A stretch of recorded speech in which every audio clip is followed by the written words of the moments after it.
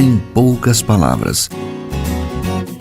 Um olhar sobre o mundo, a vida e a sociedade, à luz da Palavra de Deus, com Augustus Nicodemos.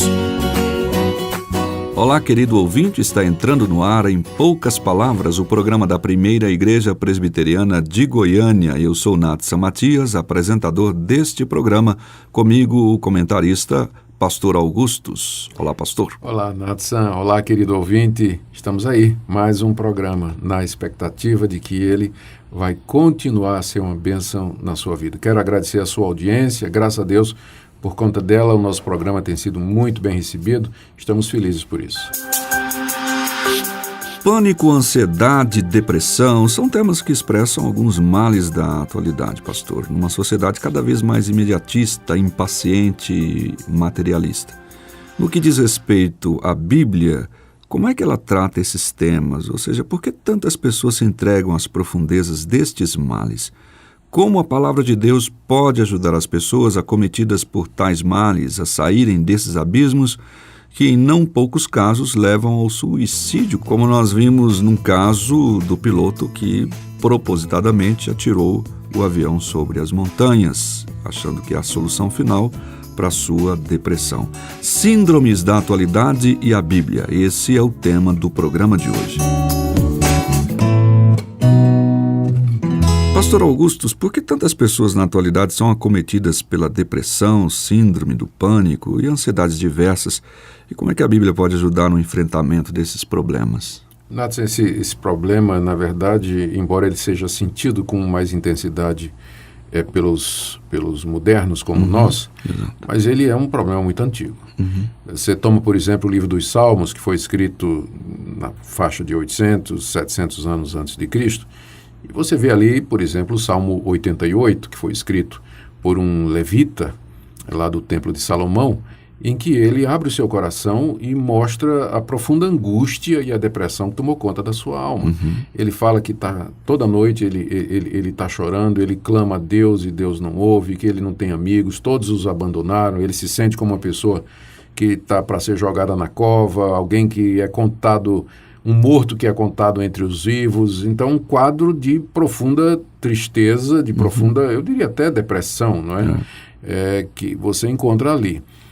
Você tem também, a Bíblia fala do caso do profeta Elias, que ao ser perseguido pela rainha Jezabel, num conflito religioso entre o baalismo e a verdadeira religião, Elias fugiu, se escondeu numa caverna e pediu para morrer.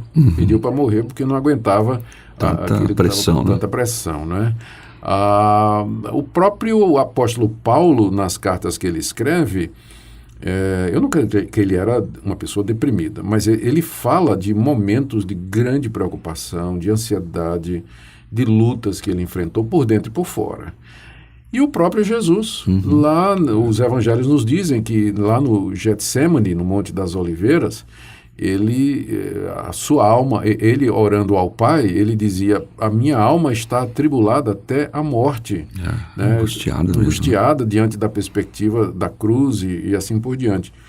E a própria Bíblia, ela traz muitas orientações em muitas passagens sobre como nós devemos lidar com essas emoções, com essas sensações, com o desânimo, com o abatimento ou com a depressão, que é o termo moderno que é usado hoje. O Salmo 32, por exemplo, é um salmo de Davi, onde ele descreve uma experiência dele em que, por causa dos pecados que ele cometeu contra Deus, ele perdeu aquela comunhão com Deus até o momento em que ele resolveu confessar a Deus os seus pecados e reatar o relacionamento com Deus. Numa outra nota, batendo no outro diapasão, o Senhor Jesus, no Sermão do Monte, em Mateus capítulo 6, ele ensina aos discípulos a não viverem ansiosos. Ele diz: olhem as aves do céu, como Deus cuida delas. Olhem para os lírios dos campos, como Deus veste os lírios dos campos. Quem vive ansioso com o futuro, isso é coisa de pagão. Deus sabe, Deus é vosso Pai, Deus sabe do que tendes necessidade. Ele termina dizendo, busquem primeiro o reino de Deus e a sua justiça e as demais coisas serão acrescentadas, não se preocupem com o amanhã vai ter o seu próprio cuidado. Então, eu disse tudo isso para ilustrar o que eu afirmei no início da minha resposta, que embora esse seja um problema que é vivido de maneira muito aguda pelo homem moderno, mas ele é um problema muito antigo. Sim. Já era tratado no Antigo Testamento e também no Novo Testamento. O Antigo Testamento escrito há 2.500, 600, 700 anos, 3.000 anos, e o Novo escrito há 2.000 anos.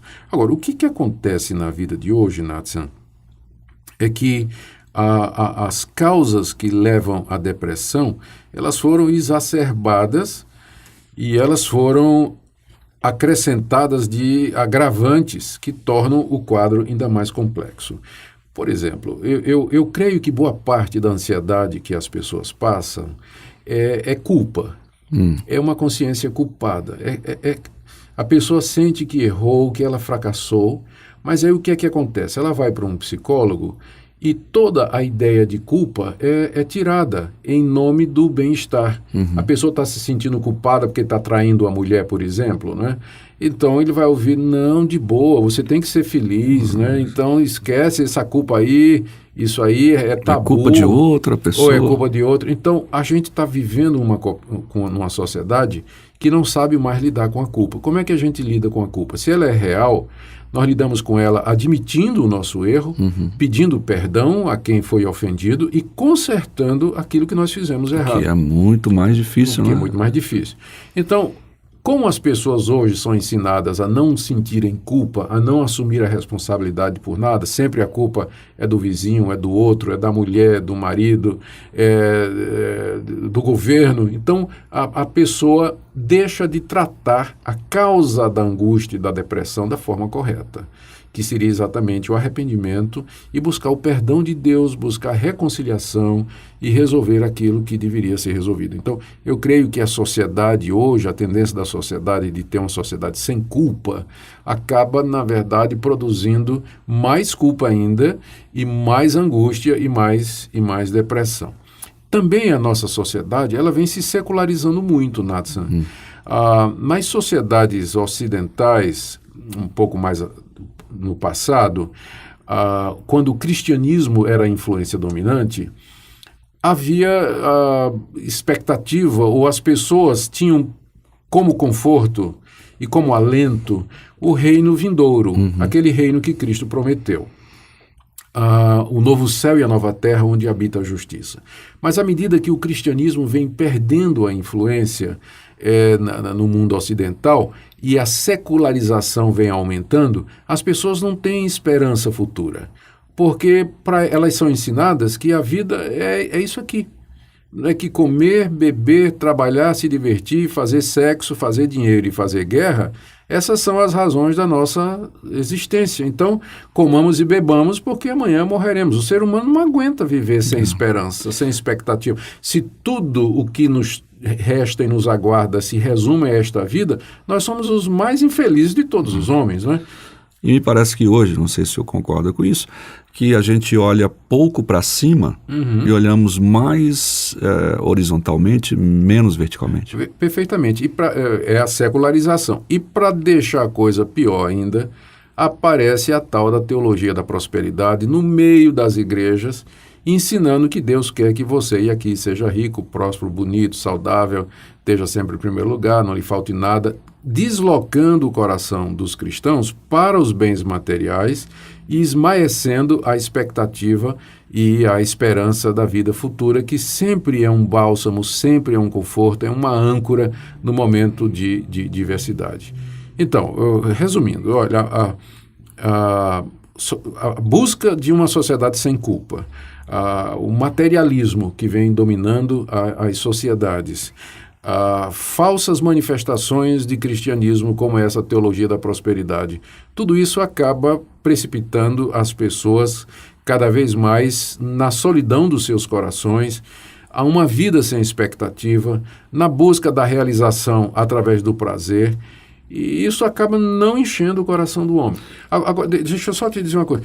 Eu não creio, com isso eu não estou dizendo que toda depressão toda síndrome de pânico, toda angústia, ela é resultado dessas questões existenciais. Às vezes existe, de fato, a questão física. Determinadas doenças provocam um desequilíbrio hormonal que acaba afetando a química da pessoa, do cérebro da pessoa.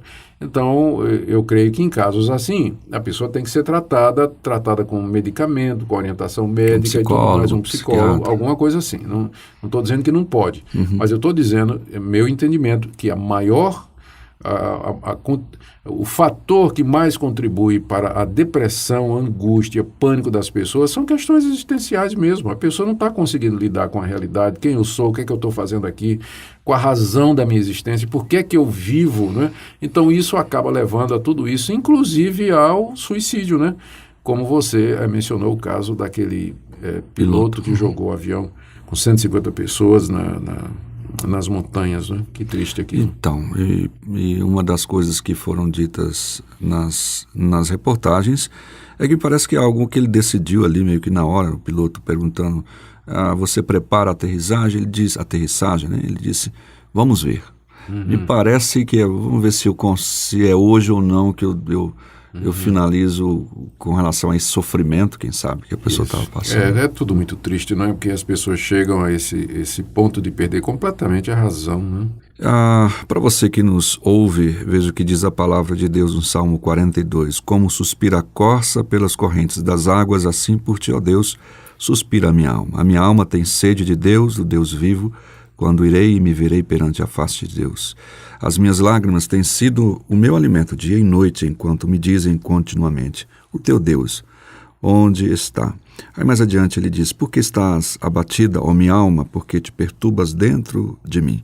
Espera em Deus, pois ainda o louvarei, a Ele, meu auxílio e Deus meu. Então fica aqui esse convite para você esperar e colocar toda a sua confiança em Deus para ver resolvido ou que Ele te ajude certamente a enfrentar todas essas dificuldades. Vamos ouvir uma música, daqui a pouquinho a gente volta. Não tenha sobre ti um só cuidado, qualquer que seja,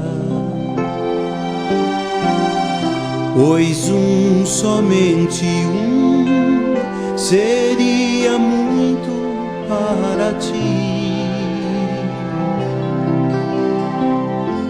É meu, somente meu, todo trabalho, e o teu trabalho é descansar em mim.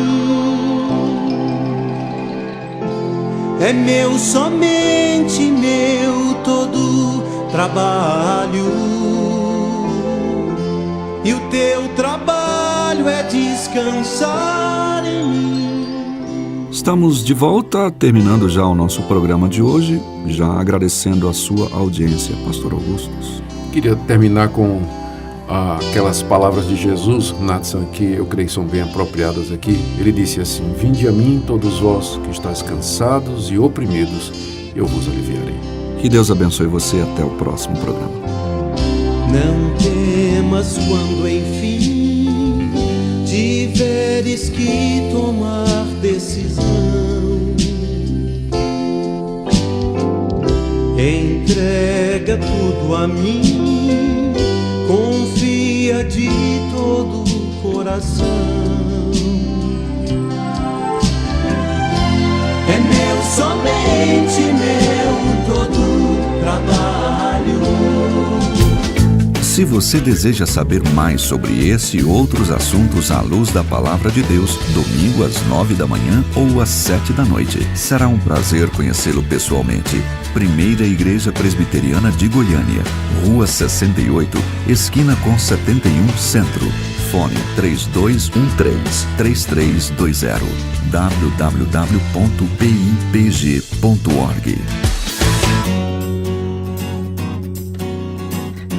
Em poucas palavras, um olhar sobre o mundo, a vida e a sociedade, à luz da Palavra de Deus. Apresentação, Nathan Matias. Comentário, Augustus Nicodemos. Um programa da Primeira Igreja Presbiteriana de Goiânia, Rua 68.